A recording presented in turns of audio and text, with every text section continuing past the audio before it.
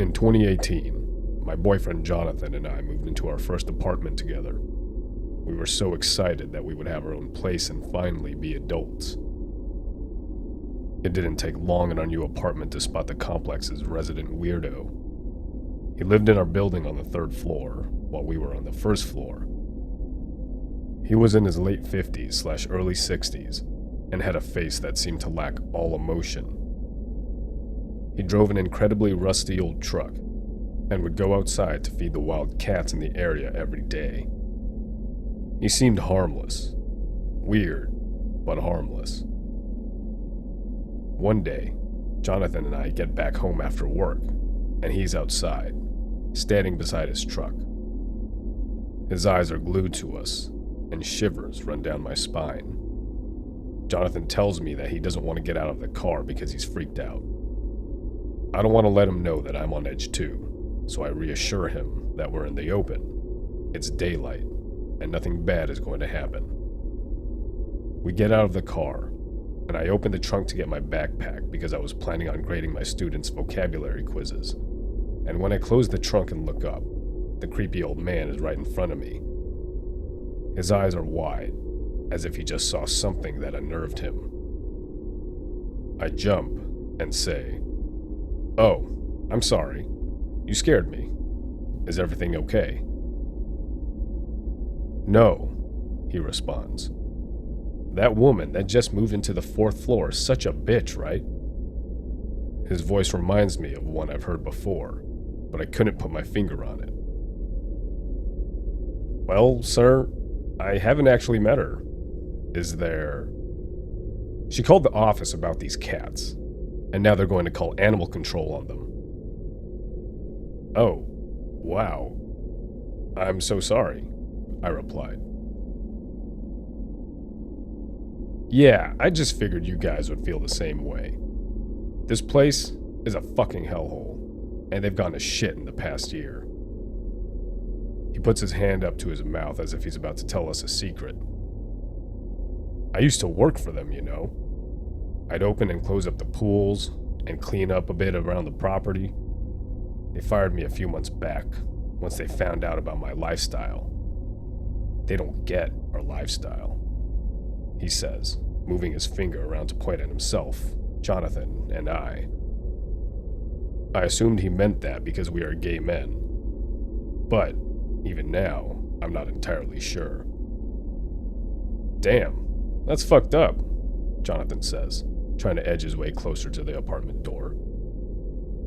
"Yeah, they're all just a bunch of cocksuckers, and I hope that new bitch hears that," he says, and at this point I realize where I've heard his voice before.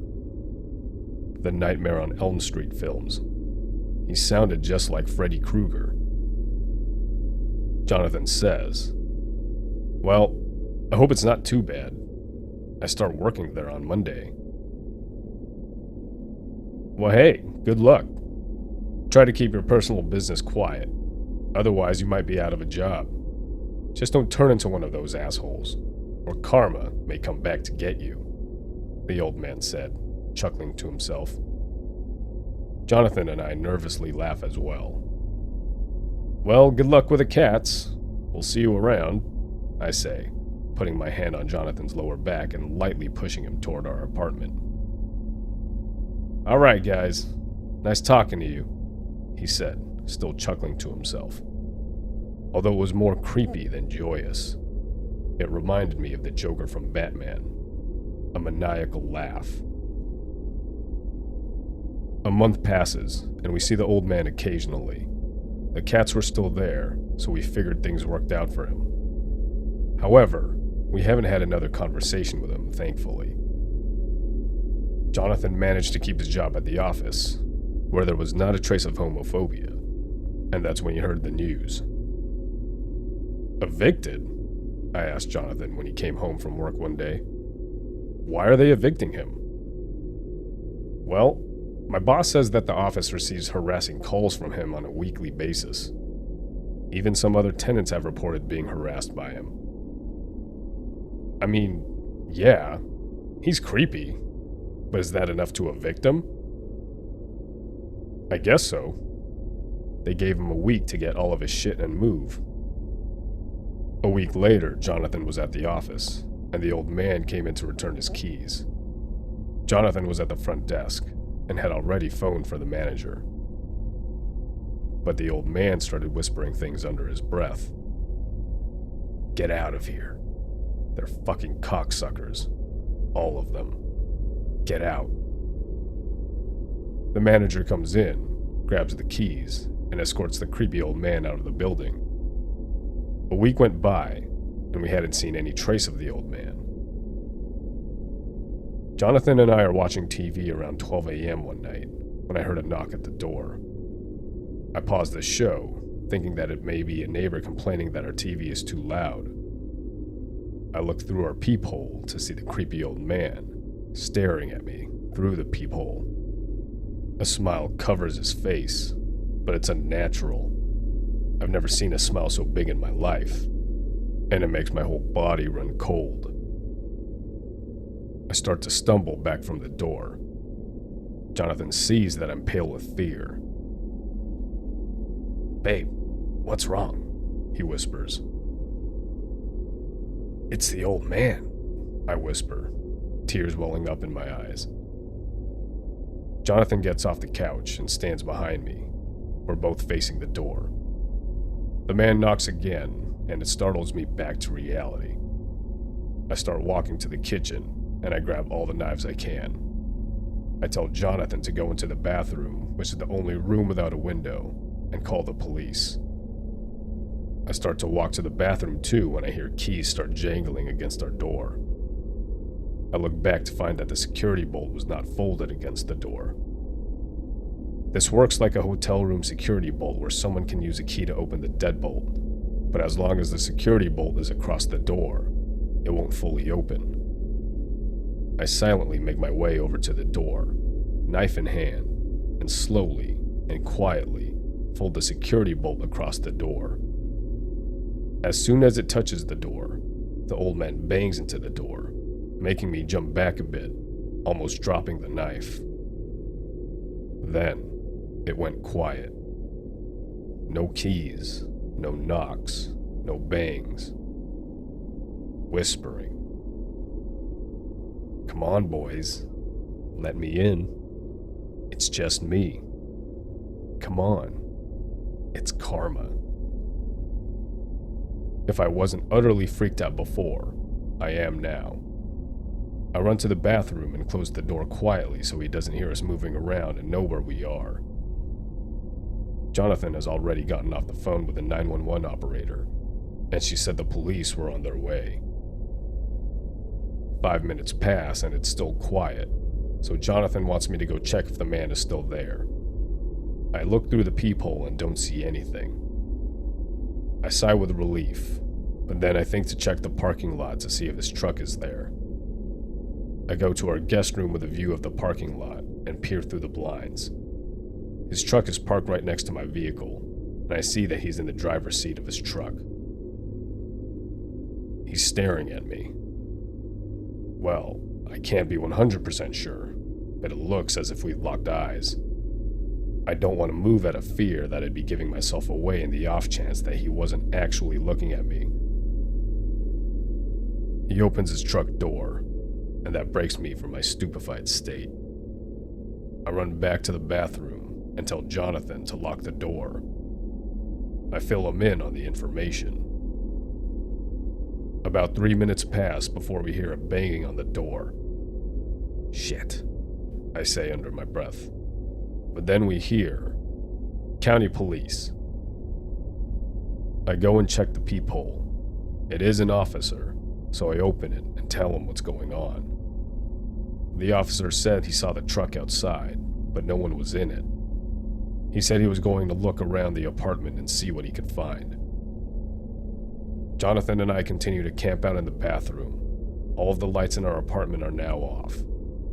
We wait to hear from the officer, but within 10 minutes, we start to hear crazed screaming, almost demonic noises, hisses, coughs, screams, laughs, etc. My heart drops, and I'm overcome with more fear than before. What is going on? 5 minutes later, the police officer came to our door and said that he found the man in the vacant apartment directly above ours. When the officer got there, the man was standing, facing a corner and laughing under his breath. When the officer put the handcuffs on him, he began thrashing about, screaming, hissing, all that same stuff I heard earlier. The officer told us that he had him in the cruiser and that they arrested him for breaking and entering charges. When the police officer left, we checked the front of our door where there were now dents from the man's keys. He struck our door with them after being unable to get in. The next day, we went upstairs with the manager of the apartment complex, and we saw a small hole in the floor of the bathroom in that apartment. Apparently, the man must have known that we were hiding in our bathroom, and he was trying to get in there from the ceiling above us. Luckily, he didn't have any heavy-duty tools to do the trick, as the hole was made by a screwdriver being stabbed into the linoleum floor over and over again.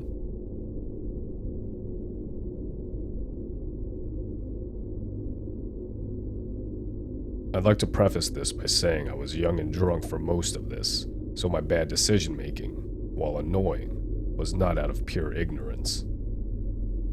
I was 20 at an anime convention. My 21st birthday was coming up a month later, so my roommates decided to let me get shit-faced as long as I stayed in the room or left with someone I trusted.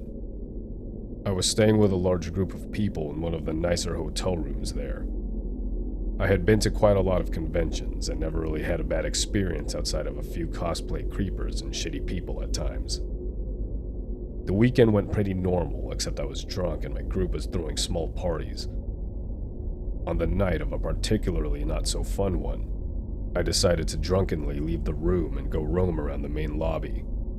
That was when I met Steven, which I'd like to note is just the name I gave him, as he never actually gave me his. I have no idea how old he was, but likely a little older than I was. We ran into each other at a manga table, and he mentioned how he loved the manga I was holding. I didn't really read manga and just liked the artwork. I'm an anime Andy, but I still listened to him gush about the story for a few minutes because whatever, he seems nice enough. I only gave him responses such as, or, yeah, that sounds really cool. I thanked him for the info and walked away, and after an hour or so of roaming around, I decided to head back up to my room. Back in my room, I had taken 2 shots with my roomies and was lying on the couch when we got a knock on the door.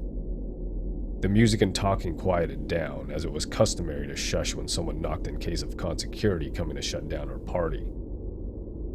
That's when my roommate who answered the door said, "Veronica?" "Yeah, she's here. Come on in." Followed by silence, and then my roommate calling my name and telling me, "Someone is here for you." I was drunk enough that I didn't think about the fact that I never gave Steven my name. My actual name is more complicated and harder to pronounce, but I assumed he just described my appearance, and my roommate discerned it was me. Additionally, I didn't tell him which room I was staying in. We were several floors up in the suites area, and you'd have to take a different elevator to get to our room than you would to get to a standard hotel room. How he obtained this information is beyond me, as our interaction in the lobby lasted no more than 5 minutes. Again, I was too drunk to notice these things, and I didn't think about any of them until way after. I walked to the door, and Steven stood there smiling. He asked me to go for a walk with him, and I drunkenly said yes, thinking he's just an awkward anime dude who just wants a friend to hang out with. We were walking, and he was talking to me about how he recently was watching an anime where the protagonist wouldn't stop trying to kill the girl he liked. I've since Googled that anime plot, and have not been able to find one similar to what he was talking about, outside some yandere anime. I got a little creeped out, as the hall was empty, and we were walking with no plan of where we were going. He then began to talk about his favorite serial killers, how he was a huge crime junkie, and how he followed a lot of cases. These quickly became red flags for me, and I decided it was time to try to go back to my room. But then he stopped walking, stared at me, and said, "I know a really cool spot we can go to. If you take the staff elevator, you can go all the way to the top of the hotel. It's really pretty." He was suddenly breathing a little oddly, and his hands were shaking. I said no, as I luckily still had some sense left in my head. He then grabbed my arm as hard as he could and started pulling me, yanking me towards the staff doors. I pulled back, asking him to stop, and he told me to just be quiet.